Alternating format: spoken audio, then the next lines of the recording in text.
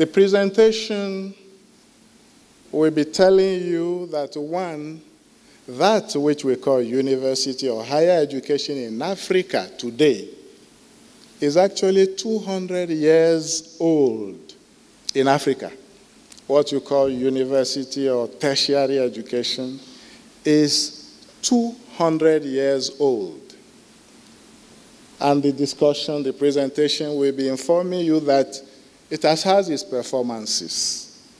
And the best performance of that higher education as far as Africa is concerned, is that the first 25 years of independence were very successful in terms of employability, in terms of employment. Because all the products produced by the few universities existing in Africa were absorbed by the state. You will learn also that there is only 7% gross enrollment in African higher education as we talk. That's the best that Africa has produced in terms of enrollment. You will learn also that the graduates produced by the universities, 60% of them do not get employment.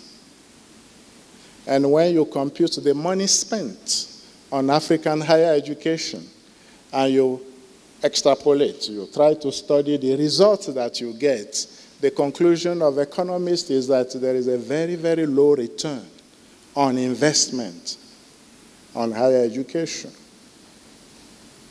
Well, you will learn about the reasons. The job market is very small for the graduates produced by the African higher education. 20% about now. The curriculum contents of African higher education ignores opportunities for employment that exist within the African traditional setting. And when some of our graduates have finished learning, very brilliant, got even first class, you discover that they become non-functional within their African environment. They suffer from what colleagues call intellectual paralysis because they are not able to apply what they have learned to their environment. You will learn also that there are solutions. One solution is that in addition to the 20% employment possibilities that exist now, African higher education can still open up another front of employment. It's not that easy. A bit of work needs to be done before that can be achieved. And the one major job is to enact new higher education policies. That's the end of my presentation. By African higher education, we mean a whole range of institutions. And these institutions include universities, monotechnic, polytechnics, special colleges. But you see, everybody expects the university, that which you call the university, to promote and lead development in Africa. Other institutions exist among the higher education gamut, but the university is special. That is why we are focusing on the university, the African university today. The first university in Africa was established in Sierra Leone in 1826. And when you check 1826 to date, you will say that Africa entered the business of modern higher education about 200 years ago. Of course, between 86 to now, we have more than 500 universities. Nigeria is leading the way. We are about 200 now. I think the last time I checked the internet, it was 130 Pardon? 129 universities. Those are the ones accredited, not many of them that are running without accreditation.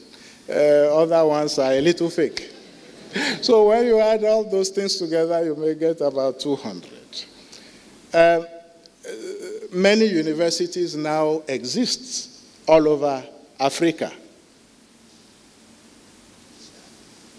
But then, between now and then, many Africans have trained within African universities and outside outside Africa, and many more universities have been established since independence, which I will put at 1960. Of course, most countries became independent in 1960. And between 1960 and 1985, almost all graduates produced, those having bachelor in African universities, got employed. The number of potential clients for higher education. And by 2012, as from 2009, it was possible for African universities to enroll between 6 to 7% of people who are qualified. And that's why we say gross enrollment. Gross enrollment means that if you have 100 people that are qualified, Africa was able to get space for only 7 or 6 students. Well, when you compare that performance to OECD countries, most developed countries with a few not developed, but the company of OECD are most developed countries, they themselves did a lot of work. From 1995, a lot of money, a lot of initiative were pushed into promoting higher education. And by the first decade of the 21st century, OECD countries have achieved 62 to 70% gross enrollment in higher education. But when OECD graduates, they are able to employ about 83%, even 88% of their graduates. But Africa, that is able to take only 7 out of 100, is capable to absorb only 38 or 40%. So that the unemployment rate in Africa through African higher education is 60%, while the unemployment rate in OECD countries is just 12%. Yet, OECD countries train many people, more people than Africa does. Africa trains just 7 and is not able to employ even 3 out of 7. OECD countries train close to 100 and they're able to employ. Why? Why? There are so many whys. Why? In other words, the first why was Africa able to employ all its higher education graduates during the first 25 years of independence? It is because the colonial masters vacated many posts, administrative, technical, and so on. And we needed to replenish them. So the very first graduates just occupied those positions. When those positions were filled, 25 years later, nowhere to put them no more. That's the first reason why it was possible. Why is Africa that offers just 7% higher education not able to employ everybody? It's because education is because, first of all, I don't know, I think the wrong one was open for me. There is lack of capacity.